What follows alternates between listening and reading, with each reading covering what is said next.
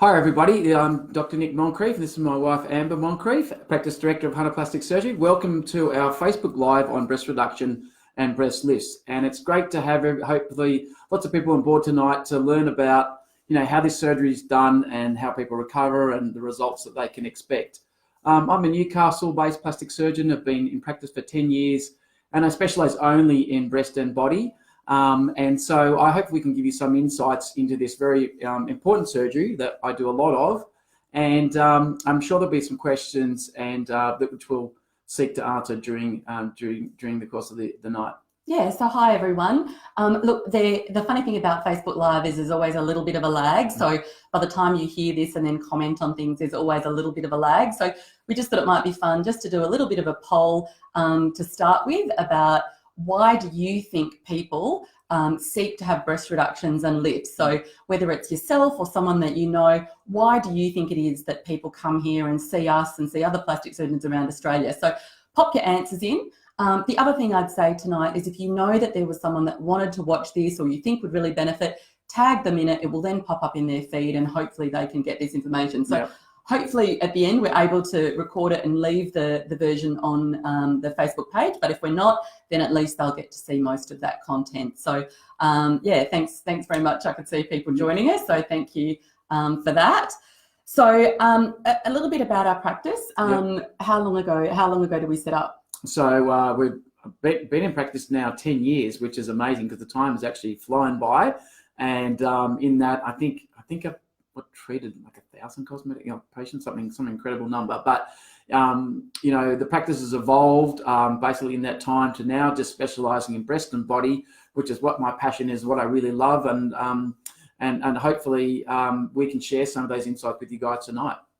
So I think, it's really important when you are looking at having surgery, it is really serious stuff. And, we definitely say it's worth looking at, a couple of appropriately qualified people, at least. And by that, I mean plastic surgeons. So we do talk about our 5-star difference. And probably one of the most important elements of that is that someone's a properly qualified plastic surgeon. So definitely, yeah. I think, we're going to give you some insights and hopefully answer some questions. But look, it doesn't matter if you don't go to us, but go to someone who's appropriately trained and does this procedure, a lot. It's a big part of their practice because then you're going to be in safe hands and this is going to be done, in a safe and appropriate manner. And yeah, that's all we hope from tonight. Yeah, so we talk about our 5-star difference. Probably the most important is that Dr Moncrieff is a specialist plastic surgeon, and also that this is what he focuses on. So do you do skin cancers, Dr Moncrieff? I don't. I gave that up a few years ago. Do you do eyelids? I do not do that. Do you do facial procedures? No, sorry. So what do you do? So I do, as I said, breast and body, which means I do breast reduction, breast lifts, I do breast augmentation, and I do body contouring work in the form of abdominoplasty, thigh lifts and arm reductions. Yeah, so the other really important thing to note is that any medical practitioner can call themselves a cosmetic surgeon. It is something that the government has said that they will look at regulating, but at the moment that's the case. So with someone like a plastic surgeon, you've got a minimum of 14 years of training and experience. In Dr Moncrieff's case, with extra fellowships and things, it was 17 years. So that's the big difference between a cosmetic surgeon, anyone with a medical degree, and a plastic surgeon like Dr Moncrieff. All right, so we'll jump into it. So we've had, a couple of responses there. So someone's definitely said comfort as a reason to have a breast reduction. What are the main ones that we see in our practice? So the main reasons really see anyone who has, very large breasts, and that really can vary from anyone from, 15, I've seen girls as young as 15 up to 75. And we often see, genes play a big role in this. So often young girls will wake up after puberty and they'll be in CD cup bras and they'll go on to have very large breasts. So we do a lot of reductions before people go on to have children, and then of course afterwards. So as women reach menopause, sometimes with hormonal changes, their breasts can increase in the fatty component, and so we often do a lot of reductions in that setting. So anyone with large breasts, we'll do a breast reduction. People who have had weight loss or a lot of weight loss, either through diet and exercise or sleeve or gastric sleeve surgery, often they'll need a lift and a restoration of some of the volume back up into the chest wall and basically to fix those rashes. So so they're two good reasons. We also see people from pregnancy, so pregnancy, we see after breastfeeding, the breast can sag, and again, it's about restoring the volume back onto the chest wall. So there are 3 good reasons, but anyone with any large breasts for any reason really is probably the main that we see. And also laxity. So obviously they're not necessarily large breasts, but the lifts are done in the same way, aren't they? And we're going to use the word lift and reduction, use the word interchangeably. Every single breast reduction has a lift component, and every single lift or breast lift has a small reduction. So as I said, we're going to use those words to mean the same thing, but so just important that you know that. Yeah, and so Dr Moncrieff will actually show you the technique, which is the same across both procedures. So tonight what we're hoping to cover is a little bit about how it's done, which you'll talk about things like recovery and where it's done. We'll talk about some examples, so patients that have had breast reductions and lifts, and show you those examples. We'll talk about some of the costs and payment options. It's certainly a very hot topic, around Medicare rebates and payment plans and all that sort of stuff. We'll answer some of the questions. So people did send questions in beforehand, so we've got those questions. Of course, if you want to ask a question, ask it as the night goes on, and I'll try and jot those down as well. But we will try and answer a lot of the frequently asked questions throughout the night anyway. And then we'll do at the end just a little tour of the Vectra Stimulation room. So a lot of people find that really valuable because they get to come in and see what the potential result of a reduction or a lift. Not all surgery is appropriate for that, and we'll talk about why a little bit later on. But that's what we're hoping to cover. So we'll try and get through as much as we can in 30 minutes. I appreciate that people's time at this time of night is valuable. So we'll try and get through as much, but if you've still got questions at the end, we'll kind of stay and answer them for as long as needed, or as is reasonable. Because we know that this is something that, you don't often get the opportunity to talk to a plastic surgeon live. So, all right. So, so in terms of how it's actually performed, so Dr. Moncrieff, we'll get you to... So this is a really good question. The best real resource for finding out how it's done is actually on our website. There's a video, and these are 3D animated videos, and they're very, very good because they show in some detail how the surgery is done. Now, I will just say that I don't do the surgery with what was called free nipple graft. It's always the nipple does stay attached, and it's just moved, and then the skin is closed behind the new pattern. So if you're looking at those videos, don't be confused by the free nipple graft video, because it's not something that I do. But this is here a few pictures of those videos, and you can see there that's the sort of anchor pattern. So it's the anchor incision, and it's this anchor pattern, and so the nipple will move up into there, and the skin will close around that, and it will produce the next image, which is of the closed wound, which is that typical anchor. So a scar around the nipple. Around the nipple and down, and then underneath where you can see that. And then I always usually use drains. Drains are important just to soak up any extra fluid and provide comfort. So and that's a typical scar pattern I use. And look, I very rarely deviate from that procedure, because I find that I can shorten the breast both in the horizontally and vertically, and that is the technique I think can give you the best shape. Yes, there are scars in the crease, but it's also not just about getting the volume down, but getting the shape right. So those videos, so they're just animated videos, so don't be worried if you're a bit like me and you actually don't like blood. It works well. One of us likes blood and the other one doesn't. So you can check out those videos. As I say, they are a bit American, but it does give you a good idea. So that's certainly there. So in terms of hospital stay, all that sort of thing? So the procedure usually takes about 2.5 to 3 hours. We often combine it with liposuction, so under the arms and in the outer part of the breast, because I really like to reduce that cup number, so the 14, 16, 12 number. I really want to get that down as part of the reduction. And 2.5 to 3 hours, most people would stay one night in hospital and go home the next day. Some people might stay 2. And for lift patients, they can sometimes go home the same day. If it's just basically a lift and a very small reduction, just taking a bit of skin at the bottom, they can return home that day, and they're often very comfortable and in a minimal discomfort, and can manage very easily just with simple analgesics. All right, and then we'll talk about the very glamorous garment. So tell us before I show it, because it's very glamorous.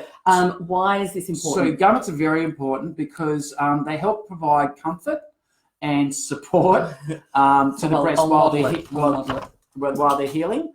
And, we insist that this stays on for 6 weeks continuously. Very nicely done. 24/7 for 6 weeks. You take it, the women take it off each night for a shower, but it's very important to keep them on because they are just helping with it's like breast is like a jelly in a jelly mold, and we're just waiting it to set. And that gives the stability and helps with the control of fluid and build up of fluid, etc. So, yeah, garment's very important. So I just noticed like a number of people have just added to the thing. So we talked a little bit about the technique and the anchor technique that you use. If you didn't hear that bit, the video on the website, the animated video, and it actually does show a person in a compression garment as well.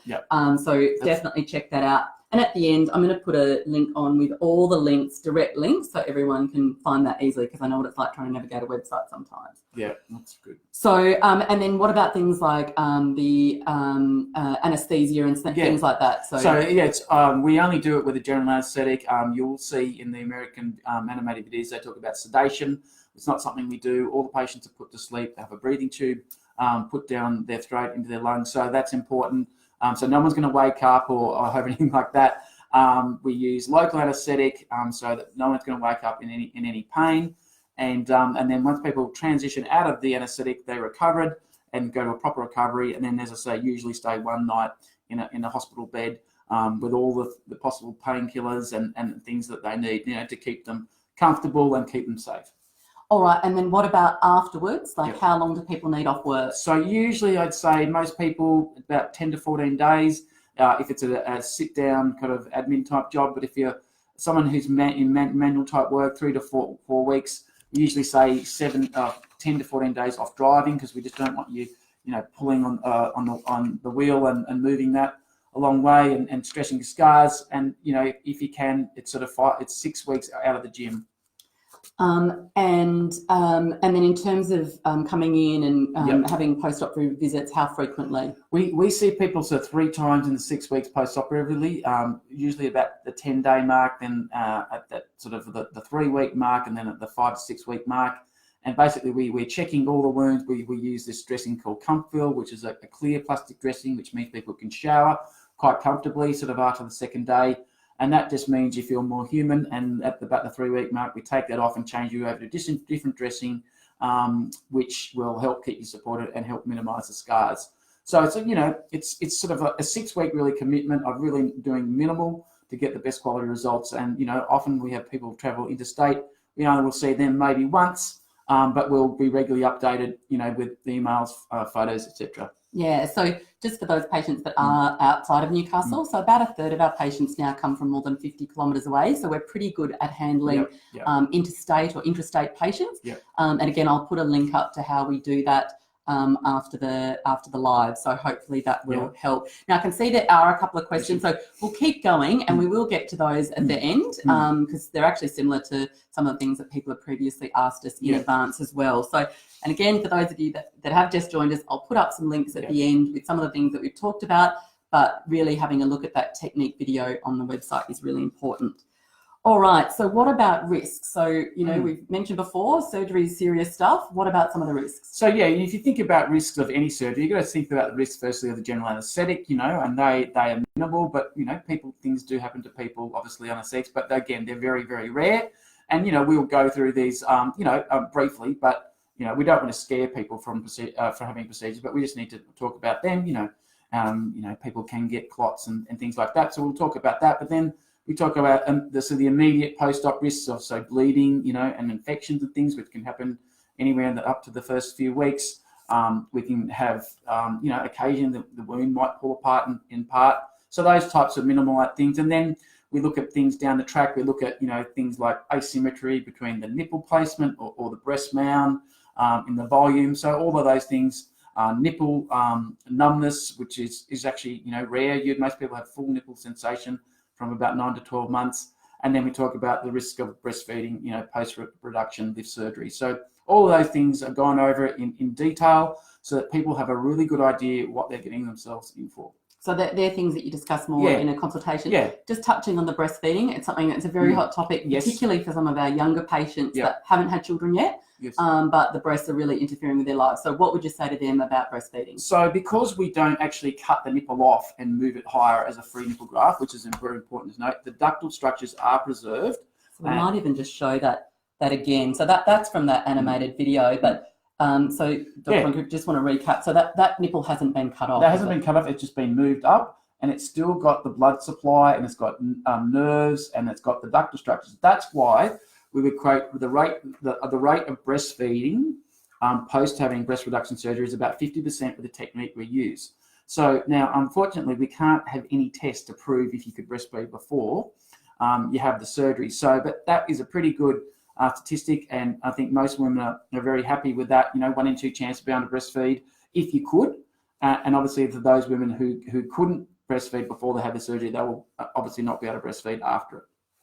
Okay, so we'll jump now to some actual examples, because I think the proof of the pudding's in the eating, isn't it? That's right. If we have a look, so talk us through this one to start. So you can see here, here's a young lady. I think she's 19 or 20 years old. And you can see that, even though she's very slim, she's got sort of 10G cup breasts, and you can see they're low. And she's had not only a reduction, but a good lift. And you can now demonstrate and see the breasts have been moved off the abdomen. And this is what people love. They love the fact that their torso has effectively been lengthened because the breasts are not there. They're now sitting on the chest. And you can see the scars are healing very nicely and a really nice breast shape. And, that I would say that's a lot better than these long, saggy, heavy, pendulous breasts. Okay. So what about another example? So slightly older ladies. I think this one's 36, this lovely lady. And again, you can see where not only have we made them smaller from here to here, but the lift. And that's something that people, I guess, don't always appreciate, that getting them off the abdomen is critical to the result. And you can see, the scars are fading and healing very nicely, but it's the overall shape and the balance that she's got, whereas here she had one a lot bigger than the other. And of course she's had a tummy tuck as well. Yeah, and you so can how see, common is that? So we do this a lot. This is, as you said, mummy makeover. It's a very common procedure. I probably do 1 to 2 a week. And you can see the effect that it has on the breast, making them look better, because now the weight has come in. So I might even just give you the side angle on that one. And that's a really good example of where, see how much hang she has down here?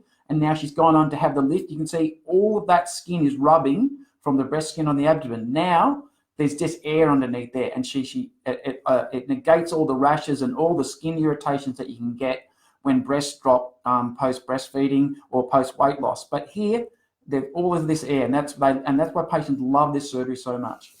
This is why we call it Moncrieff magic. That's it. Excellent. All right. And now another lovely lady. So an older lady, slightly larger lady. Talk us through this one. So here's a 51-year-old lady. So she's got very, very large breasts. So these are 14 double G. You can see, they're hanging down a lot. They're full. And this is just genetically big breasts. This is nothing that she's done in terms of her weight. She's gone on to have the surgery. She's gone down between, I think, a 12C and a D. Again, the lengthening torso effect that you see, but the breasts look balanced. They sit as part of her, and she just looks so much better than where she was before. Yeah, so we might even show you that one, because it's so dramatic, isn't it? Just the and see, again, this hang. She feels like she can't exercise, and just the physical sort of impact that this has on people's lives. Now she can exercise. You can see she's lost a bit of weight. So actually, I might jump to one of the questions that we were asked in advance. So a lady said, if she has very large breasts and has them reduced, is she going to want everything else done at the same time? So what would you say to that? That's a really good question, and one we talk about a lot in the consults. And I would say it depends on where you are. So if you're a bigger lady and you've got very large breasts, it'd be silly to take you from a G down to a B or a B cup or an A cup. And look, I wouldn't even probably offer it, because you're going to have these very sort of fried egg type breasts on otherwise sort of a big body. But if you're a size 10 or 8 G, then of course we're going to get you as small as we can, because it's going to match the rest of the body. So it's got to be kept in mind that it's got to be proportionate. But then a lot of women then will go on and have the tummy treated as part of a mummy makeover, breast reduction and tummy tuck. So we do address this in the consult, but it's important to get get that, I think that idea, it would look silly if, if we took you as low as we can go and gave you nothing, because then there's no going back. So I guess this lady is a good example, so a larger lady, Yep. but you haven't done her tummy there. No. But you haven't also made her an A cup. No, I haven't. And look, there's a physical limit to how much we can get down, because we've got to keep the nipple alive, and it needs an inherent volume with blood flow going through that to keep that nipple alive. And there's a critical mass to do that. So if we take it too small, we can damage the blood supply of the nipple. And I have seen that in the past, where really small reductions have had problems healing. Not your patients? Not my patients. No. But look, I will just say that we do get women, and look, I know as someone, who's had larger breasts, that how frustrating it is. And we do get women say, just make me an A cup. I want to be an A cup, even if I'm a size 16. And you say? You say, well, look, no, I think we've got to keep in context where you are in terms of your overall body shape and size. Because if we don't, there's no going back. If you're, made an A and you're a 14, 16, 18 in the waist kind of thing, it would just look crazy. Yeah. Or we could have an implant. But that's the general gist of that. All right, so we talked about how the lift is basically the same operation. So let's talk about a lift example in terms of that result. So tell us a bit about. Oh, sorry, I'll hide me, not you. So you can see again a lady who's had a number of children. She's got lax pendulous breasts. We call this Ptosis, where the breast has dropped down. Not only has the nipple fallen down, but the breast itself, we can see a marked asymmetry between the right and left breast, the right hanging a lot further down. Then after surgery, we've addressed the asymmetry, but all the lift. We've got the skin again off the abdomen and put it back onto the chest wall. So we might even just show that just from the 3/4 angle. It's really quite dramatic, isn't it? Yeah, and you can see now the breasts, they're sitting where they belong, not in this pre-op photo where they're occupying in the upper third of her abdomen, and she feels that they're too low on her. Now they will stay there, and she looks longer in the torso. Even though she is a thin-looking lady, she looks even better. So a lady like this, would you have gone, if she wanted an implant, would you have done it in one stage, or would you have staged very good question. I know probably half of the plastic surgeons around the country probably would. I don't, because I want to get the lift right first, and I find it very hard to put a lift and an implant at the same time when there's asymmetry issues, especially when the nipple's very low. I want to get it up to where it needs to be. And if this lady decided she wanted a bit more upper pole fullness, I would put a small implant down the track. But in one go, I just think there's too many things going on to get the nipple back to where it needs to be and address these asymmetry issues between the gland here and the gland here. So I think, we definitely have seen results where people have done it in one stage. What are some of the problems of trying to do it in one stage? I just find, and after doing this for 10 years, we just found that the results were better in two stages, because you don't get the stretching of the scars that you see with implants and lifts at the same time. You don't get to see, they start off looking good for 3 months, but then they drop again.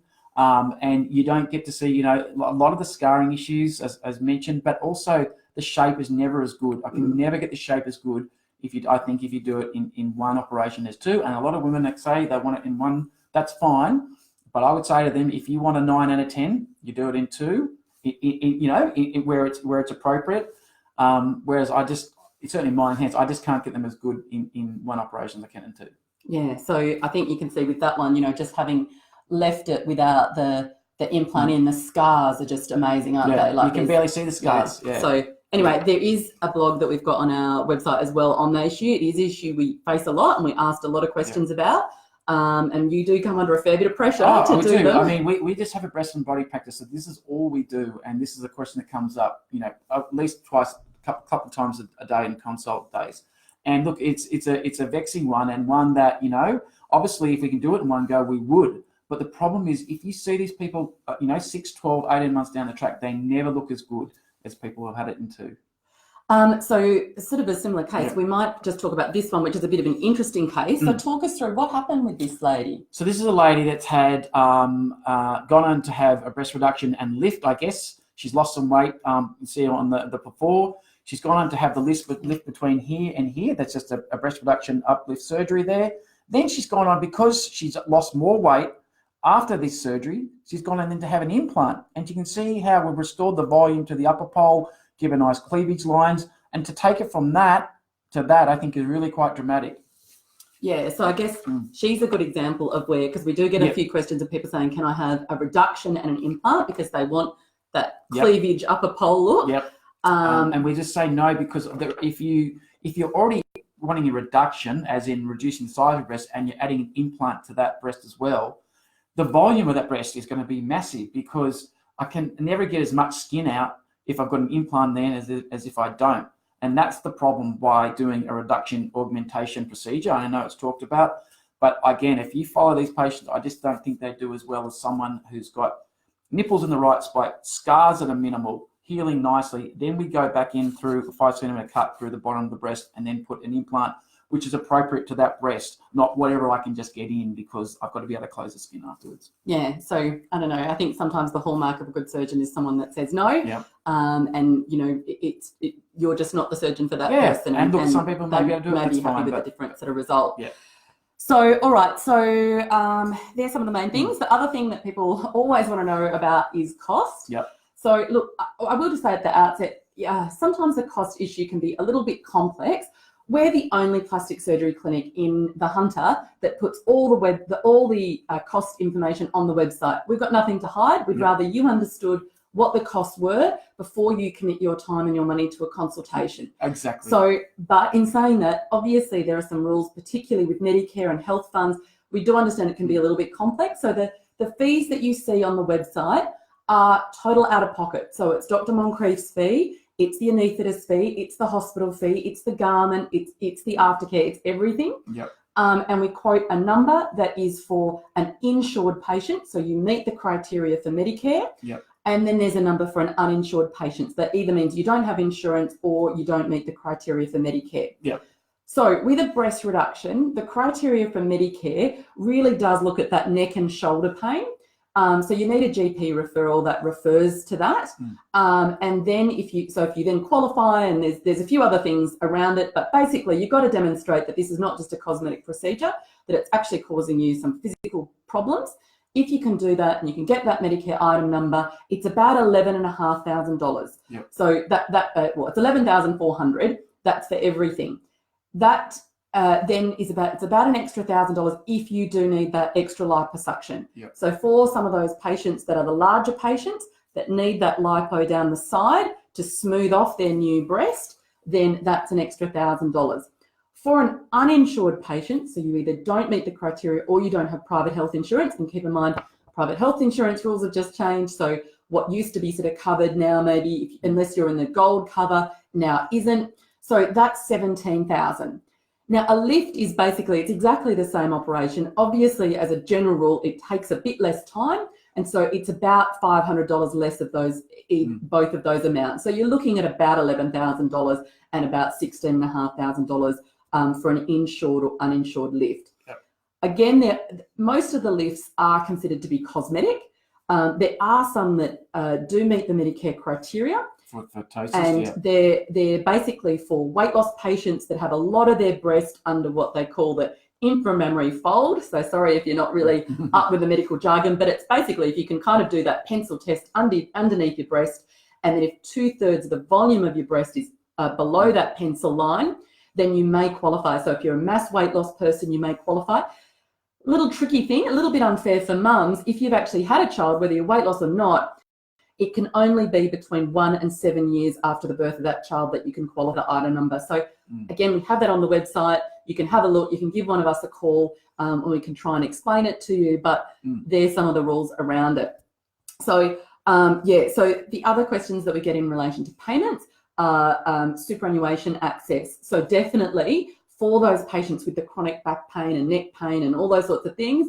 So a number of our patients have been successful. And again, we have a blog on the website about how to apply to the ATO for early release of super. This is for situations where you have no other access to funds. And also another payment plan blog that's on our website. So we do allow people to pay off their surgery in advance of surgery for up to 6 months. There are also a number of medical finance companies that actually specialise in medical finance. You can Google those. We're not allowed to actually give you the names of them in advertising, but you can Google those, and a lot of them are very good, and they're adept at getting the payments processed quickly and so that you can secure your surgical date. So they're the main things. All right, so some of the specific questions. So I can see people have posted additional questions, but these are the ones that were sent earlier. So we'll zip through these. So we've sort of answered the question about, you know, would I look disproportionate if I don't have my tummy done? I'll just quickly say that, you know, if someone is really big and they want to be small, like, we can certainly take them as, you know, we can certainly get them as small as we can, but, you know, you've got to bear in mind that there is a limit to how far we can get. So, you know, I saw a question before, you know, I've got it being 14 double G. You know, we probably could get you closer to a D, you know, and that would probably be the limit, because especially if you're a young patient, we do err on showing being a bit smaller because you've got a lot of living to go. So I do understand that, but, you know, there is a physical restriction. All right. So do I need a lift and implant, especially if I don't want to be bigger than a current double D? So I would, again, if you're a double D already and you're thinking about restoring some upper pole fullness with an implant, if you add an implant to that, you know, even if it's like a small implant, 200 or cc's, you're going to be into an E, and I can't get enough of skin out at the same time as that operation to get you any smaller than probably E, you know. So I would do the lift first. As we said, I would get you down a bit smaller, so like a C, and then get you back to your double D, but with the upper pole fullness with an implant some 6 months later. I know it's tricky, and I know that's probably what people want to hear, but we want to tell you what is probably best for you. All right, so how do you minimize scars? So scars are a number one thing, you know, people hate the idea of having scars. How do you minimize them? So there's really three factors we've got to look at when you talk about scars. We've got to look at the surgical technique, and that's something that's I'm in control of. So, you know, the number of sutures, we use a lot of internal, like bra sutures, sort of really holding the beneath the skin really tight. Then we use a lot of little tiny sutures in the skin. So again, stopping the scars from stretching. And then sort of you use sutures that go within the skin, don't leave stitch marks. So there's, you know, and keeping the wounds free of blood. All those things are very important. Then we look at things such as the patient's factors, which are beyond their control. So their age, whether they've been weight loss, their ethnicity, all those things. You know, that's not, you know, anything to do with the patient itself, but it's beyond their control. And then we do look at sort of, you know, post-operative factors. So making sure you adhere to the post-operative instructions. So making sure, you know, you're not doing any heavy lifting, you're not driving a car before 2 weeks, you know, you're not doing all those things that somehow could put stress or strain across those scars. And if you pull that part of the scar apart, that's when you can get bad scars. So there's, you know, really three major groups you consider to get the best quality scars. And if you tick all those boxes, then you're going to get great quality scars. What about some of the, you know, surgical techniques that try and minimize scars? So using just liposuction for a breast reduction? Well, I've never done it. I just don't think, you know, you can really get the great results that I think you see, because yes, you will reduce the overall, you know, the amount of fat and in the breast, but will you see enough skin retraction? You know, will the skin come down enough to leave it, you know, looking suitable? You might see it in a very young patient, but with a very fatty breast. But tend the young patients with big breasts tend to have lots of breast tissue, and that's why I don't really use it. The same is said, I think, of the lollipop type scar pattern, which is a cut around the nipple and down. There's no cut in the fold. Again, I just can't get the breast small enough for that technique. Some people may use it and may use it effectively, but again, you can't. You're only shortening the breast. You're only narrowing the breast this way. You're not really shortening the breast that way, and that's the thing I find with that. All right. So yeah, horses for courses, but it's not the way you do it. All right, fat transfers, hot topic, very well marketed at the moment. Everyone's talking about fat transfers. Does it work? Look, we will use it in certain cases where there's someone just wants a little bit of upper pole fullness, but by and large, we find that because the fat, will look good with some swelling for the first few months, but after a while, you know, we find probably only 40%, maybe 50% of the fat survives. We know this because when we go back to image the breast and we do these three-dimensional studies, we see that the breast itself hasn't really changed much between when we see it early after and then long-term after. So, you know, we notice that fat disappears. And so, look, it is a good marketing thing for not needing an implant, but I really find that if you're serious about getting the fullness in the top, it is usually an implant. And fat has a limited role in my practice. I do use it with implants in revisionary surgery, but don't tend to use it as much if someone's just having straightforward breast reduction or breast lift and want a bit more fullness at the top. So I think, a lot of the photos that you're seeing at the moment with these sorts of, using the fat transfers are early results. So, no older than 6 months.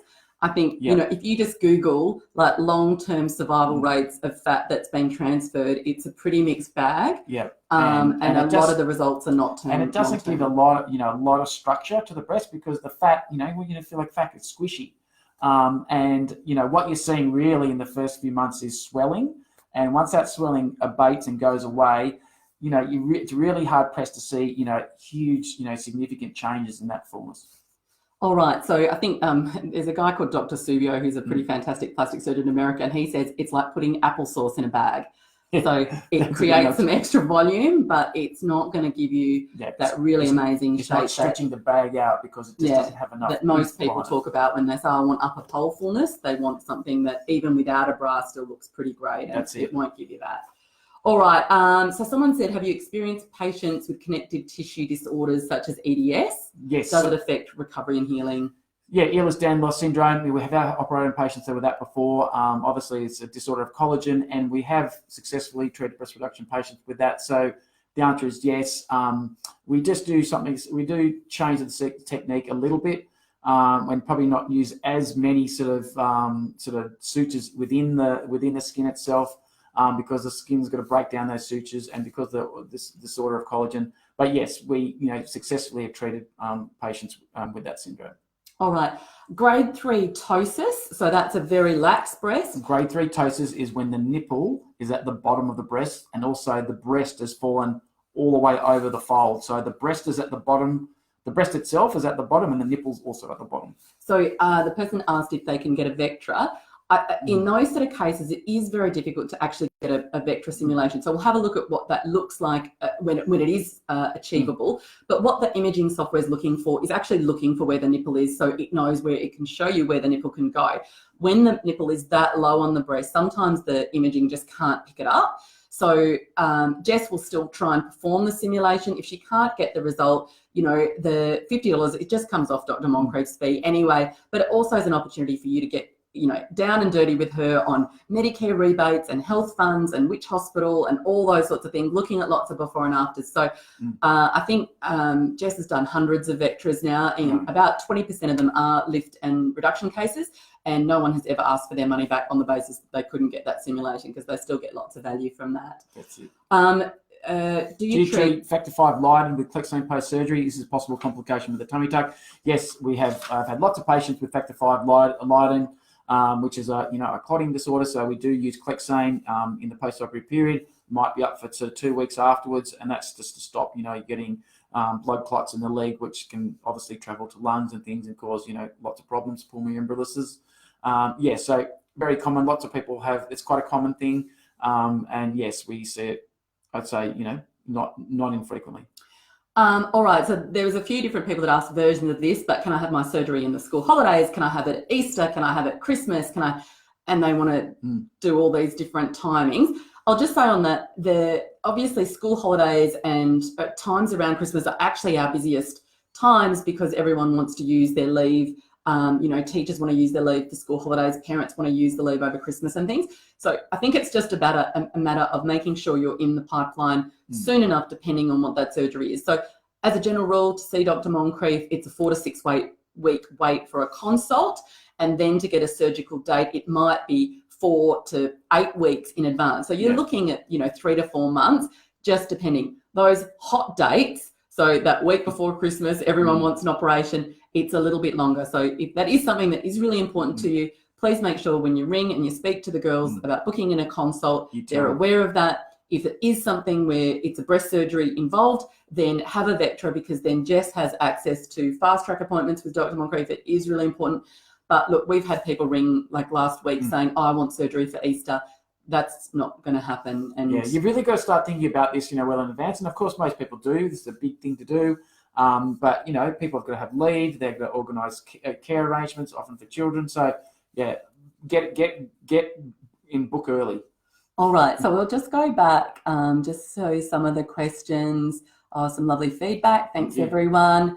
Do you think a lift only is always an option that is what someone prefers rather than implants. That was from Kylie. So very good question, Kylie. So, as I said, I mainly do lifts first and then do an implant. Probably 80% of the time I do that. So some people who think they want implants will just be happy with a lift. And so they'll go on and have their breast lifted and go, I love what I see. There's no rubbing. They're in the right spot. I don't have to wear a bra. And so they then don't necessarily go on and have implants. I think if that's what your question was. So have the lift first. You haven't committed to an implant. And you can just see how you go. You might come back in 6-12 months and go, you know what, I'd like a little bit more fullness in the top of the breast, then that's an implant in my hands. But you've committed to nothing. So you don't have an implant and you've just got the nipple and the skin reduced. So yeah, that is a really good option if you're not sure. Brianna's asked, I know with breast aug, the patient goes on antibiotics. What about for a lift? Yeah, all the patients have antibiotics throughout the surgery and then usually for about 10 days afterwards. We use just a simple antibiotic, Keflex. Louise has asked, are we going to do a live on augmentations? Yeah, probably, but we'll get over this one first. Excellent. Thanks, Carly. Lovely. Jasmine, beautiful comments. Thanks, guys. That's all really great. Do it right the first time. Yep, couldn't agree more, Brianna. All right. Broom under the boob test. I love that. Yes, depending on your situation. Yeah. Oh, someone's asked if they can use an iPhone rather than a pencil. Yes, I think for most of us it's hard to sometimes find. So can you combine a breast lift, augmentation and tummy tuck surgery? Yeah, of course. We do that. That's called a mummy makeover, and we do that, quite often. Breast lift, implant, and tummy tuck all done in one go. It's usually a 5-6 hour procedure. Recover from everything at once. If you're suitable, to have the breast lift and the implant. But yes, definitely. So I think there's someone just said, what about under the new Medicare rules? So just so you know, 1st of November, the Medicare rules changed. It really affects mass weight loss patients because the rule now is you can't do any of the following two procedures. So you can't do a tummy and thighs and arms, or arms and a tummy at the same time. But tummy and breasts and tummy and arms and tummy and thighs, breasts and arms, breasts and thighs. Yeah, it's complex. But you can't do the combination of the tummy, the thighs and the arms. They're the no-go in hitting more than one. I think what they were trying to avoid is these sort of massive surgeries, but you can definitely do breasts and tummy. So under those new rules, that doesn't affect that. You wouldn't get a Medicare item number, though, for the breast lift and the implant. No. If you're thinking, with any of that, there's an implant involved, unless it's a specific case that negates any lift item number that you might otherwise got. Someone's just said here, 5 days post-op and the buzzword at home is scar management. Thanks for the reminder. Yes. So the key for you at the moment needs to be hanging out, watching a lot of Netflix and eating healthy food. Sticky adhesive glue allergy will be an issue. Yeah, it can sometimes happen, and we do see this from time to time. We do use the adhesive. It's called Prineo, and it's a really good support to the wound, helps with really fine scars. It can be if you're, already got allergy to some, Band-Aids and things like that. That might be an issue because then we would not use it. But most people wouldn't know if they're allergic to it. Yeah. So, all right. So I think we've sort of answered everyone's current questions. Yep. So we might go in now. So what we'll do now is, do you recommend wearing the support garment to bed post the 6 weeks following reduction? Great question, Shireen. Yes. Yeah, a lot of women do. And we, for probably the next 3, 4, 5 weeks, a lot of people feel supported wearing the bra to bed, and it's not a bad idea. Look, it's not absolutely necessary, but a lot of people still do. Yeah, so we definitely find with augmentation patients, people do like it. They feel very secure when they have it, particularly if they've been a little bit naughty and enjoyed some bra off time, if they've gone to a party or something like that, and then they feel like they need that extra bit of support. We can sell them the garments, and people come in all the time and get extra ones. So you don't have to, but it doesn't hurt to do it. Doesn't hurt. So what we'll do now is we'll go in and we'll show you the Vectra Stimulation room, and you'll meet Jess, our practice manager. So Jess just celebrated 9 years as part of our practice this week. So she actually came to us as a patient 9 or nearly 10 years ago. Joined the practice. She was a little kid then, wasn't she? She's only 18. So now she's all grown up. She's all grown up. The practice manager, the patient manager. So she's just lovely. I think if you read anything about us online, often they mention Jess. So she's fantastic. So we'll go in. You can have a look at what that's like. So just keep in mind, it's only $50. You can come in. You can usually meet Jess within a week, just in terms of her availability, because Dr Moncrieff is often operating, whereas Jess is in the rooms. and you can meet her. She can't talk to you about the clinical things, so she can't talk to you about the risks and things like that of surgery, exactly how Dr Moncrieff does it. He's talked to you tonight about how he does it, but she can show you the simulation, and she can show you lots of before and afters and talk to you about the Medicare rebates and all that sort of stuff. So we'll jump in now and we'll just have a look at how that all works. I'll just take our little microphone. We've in the past had some issues with Facebook Lives going a bit funny. So here we are. So this is Dr Moncrieff's office. So obviously the breast implant thing there. And we'll come through. We'll come down the corridor.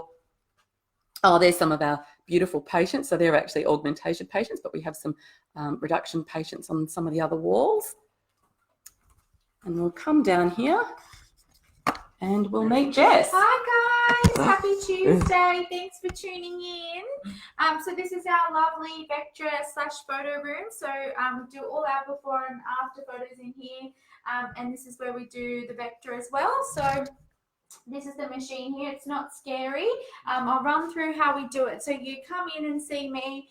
We obviously get undressed. We stand you in front of the machine, line you up. It scans you. You don't have to put your breasts in the machine. Just scans you, and then it uploads to the computer and allows us to play around with different sizing. Today we do have an example, but the breasts are covered just for Facebook because it doesn't like nipples and things. So here's a bit of an example of a lady with her swimmers on before, you know, trying some moderate to medium-sized implants and then going a bit bigger. So in real life, you do definitely have your breasts there, but we've just covered them for the meantime. So we can do this for going bigger and for lifts and going smaller as well. It's a great way to just come in. Yeah, we've got a lift. Actually, the lift's got the nipples in it, so that's the only thing. And you don't see as much on it with the covering. So come in, definitely make an appointment, and we can do one for you. So I think Amber's already mentioned it's $50 to see me for a simulation, but that comes off the cost of Dr Moncrieff's fees as well. So yeah, excellent. Thanks, Jess. So hopefully that answers everyone's questions about a simulation. So we might just duck down here and just have a look and see if there was any other questions that anyone was keen to. Jess, are you just able to help us there? Yep. Oh, yeah, thanks, mate. I don't look as good down here, do we? No. Not the best angle. No, it's not as flattering. So can we do a talk? Can you talk about surgery with Ptosis but without the lift? So that would be meaning if you're going to have an implant, which is going to basically do an implant assisted lift or an implant supported lift, where you're using the implant to sort of move the nipple up. Yes, we can talk about that. That's really talking about implants. And I guess the focus of today was talking about breast reductions and breast lifts, which is a different thing. But we could certainly allocate some time in the future and talk about how we do that. There was some questions if we're going to do an org one. Yeah, so we'll yes, as Dr Moncrieff says, we'll get through one before we sign him up to another one. It is a busy day when you've been operating all day to come in and do a Facebook Live as well. And the thing is, guys, I've done 2 breast reductions today, and I think I've got a few more on Thursday. So we're well practiced.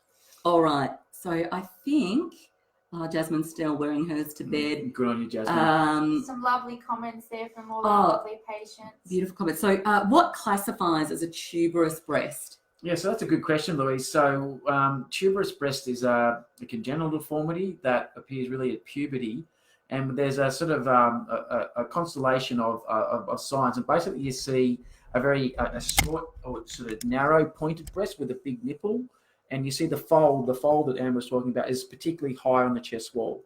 The nipples are often widely spaced apart, and that's tuberous breast. It comes in sort of 3 varying grades of severity.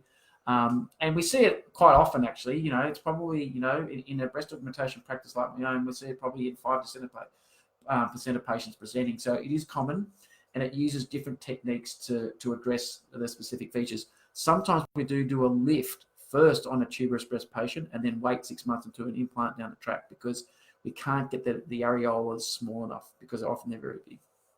Excellent. All right. So I think we've addressed most of the questions. Someone asking, had we heard of the Gigantomastia Association? So one there.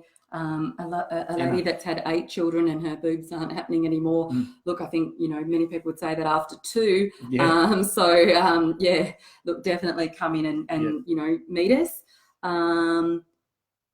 Yeah, so I think they're the main ones. So yeah, unless anyone's popped anything at the end, I think we've actually got a sick boy at home, so we can head home and see him. Perfect. Yeah, exciting for us. So hopefully, guys, that's given you some information. You know, whether you choose to see us or you choose to see someone else, please make sure that it's a genuine plastic surgeon. Unfortunately, there are people out there who pretend they are. You might have seen some of those in the media. There's a number of class actions against some of those people. But look, if you are unsure, there's some information on our website again that'll help direct you there. But the Australian Society of Aesthetic Plastic Surgeons, so that's plastic surgeons that do focus on aesthetic procedures, has a full register.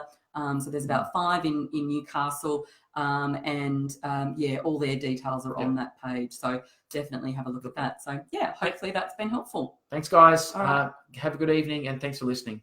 Thank you.